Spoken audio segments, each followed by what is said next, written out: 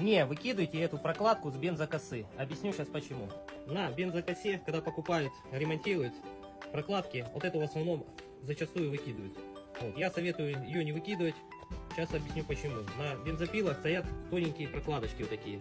Они не покрывают полностью площадь всей выхлопной. Из-за этого, как мы видим, зачастую, когда перегревается, первым кольца залегает со стороны выхлопной стороны.